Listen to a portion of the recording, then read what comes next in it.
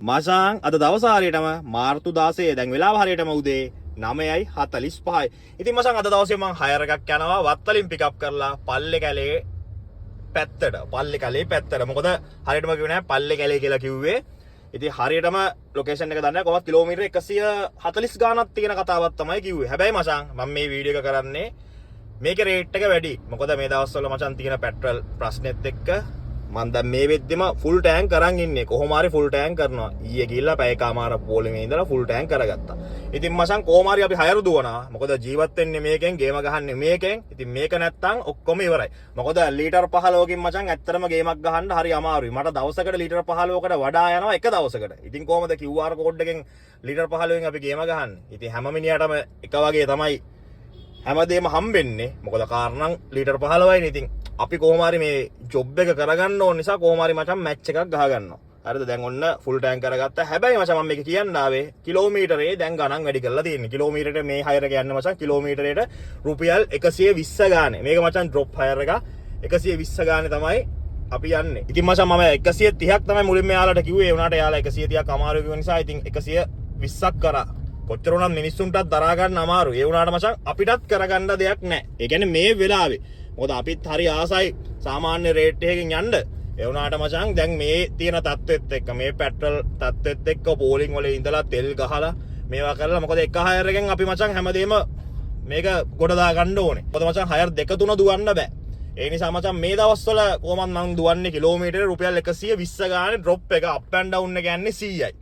ඉතින් හයර් කාට හරි යන්න ඕන නම් ඒකටත් කතා කරන්න අපිට. වාහන දෙන්න පුළුවන් කිසිම ප්‍රශ්නයක් නැහැ. අප් ඇන්ඩ් ඩවුන් එක යන්නේ 100යි ඩ්‍රොප් එක යන්නේ 120යි. හයර් යන්න කාට හරි ඕන නම් යන්න විදියක් නැත්නම් කතා කරන්න. ඒකටත් මේ වීඩියෝ එකේ මම කියනවා. එහෙම මම කවදාවත් කියලා නැහැ හයර් යනවා නම් කතා කරන්න කියලා. අද කියන්නේ මොකද මේ වෙලාවේ මිනිස්සුත් සමහර කට්ටිය අසරණයි, සමහර කට්ටිය හයර් යන්නේ නැහැ තෙල් නැති නිසා. ඉතින් දැන් මේ හයර් එක මට ආපු එකක් නෙමෙයි. මට වෙන කෙනෙක් ආපු එකක් තමයි මට කතා කරලා දුන්නේ තෙල් නැහැ කියලා. ඉතින් මම ඒ නිසා අරගෙන දුවන්නේ ඒකයි. ඉතින් මචං කොහොම ගියත් 120යි ඩ්‍රොප් එක යන්නේ. ඉතින් ඕක තමයි කියන්නේ. දැන් මේ පිකප් කරගන්න යන්න ගමන් ඉන්නේ. අපේ ගෙදර ඉඳන් කිලෝමීටර් 5මාරකින් තමයි මේ හයර් එක පිකප් කරගන්න තිබ්බේ. දැන් පිකප් කරලා කෙලින්ම ලොකේෂන් එකට යනවා. ගියාට පස්සේ බලමු මචං මොකද වෙන්නේ කියලා. දැන් යන ගමන් ඉන්නේ. ඒ තියෙන්නේ මචං දැන් මචං ලොකේෂන් එකට ඇවිල්ලා තියෙන්නේ. මේ ඩොට් එක ගාව තමයි මම දැන් හරියටම ඉන්නේ. මේ වත්තල පැත්තේ. වත්තල කියන්නේ ඇලකන්ද පැත්තේ. දැන් මචං ඉතින් හරියටම මේක 0 කරගමු. ඔන්න 0 කරගත්තා මීටරේ. අපි බලමු මේ හයර කිවරුනාට පස්සේ කීයක් කිලෝමීටර ගාන වැටෙයිද, කීයක් අපිට ගාන හම්බෙයිද කියලා. මචං ඉතින් මචං ඔන්න හයර එක ආව මේ බලකොල්ල කියලා තින්නේ. මේ බලකොල්ලට තමයි මචං හරියටම ලොකේෂන් එකට ආවේ ඩ්‍රොප් කරන්න.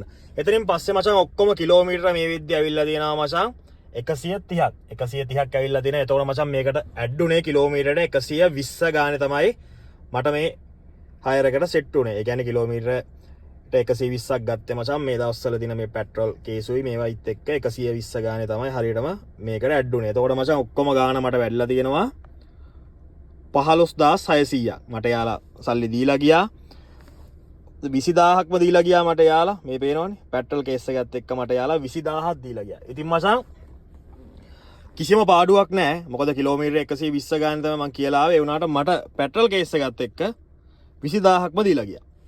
ඒක ඊට වැඩිය වටිනවා. හැබැයි මචං දැන් මම තීරණය කරා මචං දැන් මේ එද්දි තියෙන ප්‍රශ්නෙත් එක්ක එද්දි මචං අප්පා පෙට්‍රල් බෝලින් අනම් මනම් කයිවාරු ගොඩයි. ඉතින් මචං අනිත් එක තමයි ඇත්තටම කියනවා නම් ලීටර් 15න් මේ වගේ මැච් එකක් ගහන්න බෑ මචං.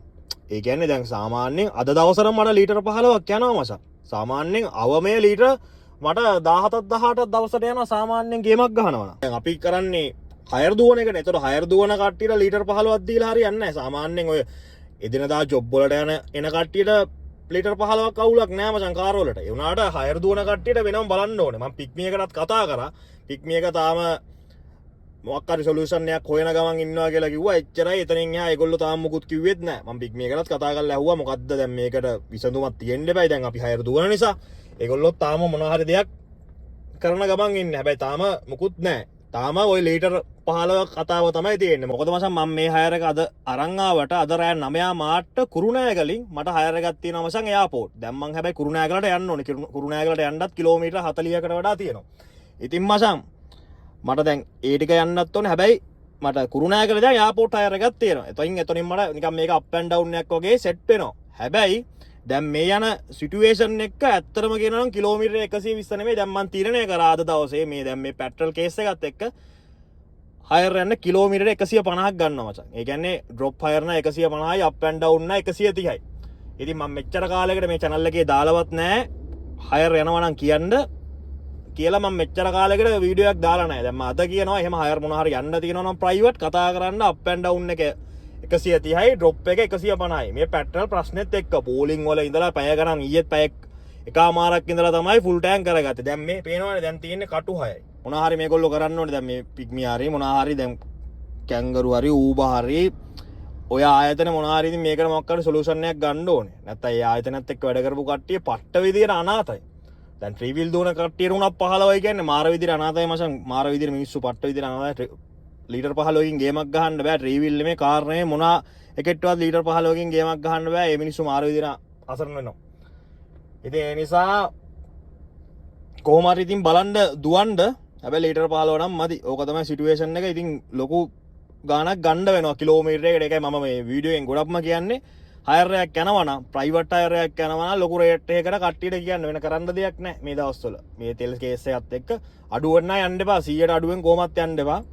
මේ රේට් එකක් දාලා අනිවාර්යෙන් යන්න. ඒකයි මම කියන්නේ ලොකු රේට් එකකට යන්න කියලා තමයි මම මේ වීඩියෝ එකෙන් කියන්නේ ඔයාලට. මොකද නැත්තම් අමාරුයි. අපි පෝලිං වල ඉඳලා අමාරුවෙන් තෙල් ටික හොයාගෙන අඩුවට යන්න ඕනේ නැහැ. ඒ නිසා සාමාන්‍ය රේට් එකක් හොඳ රේට් එකක් බලලා යන්න.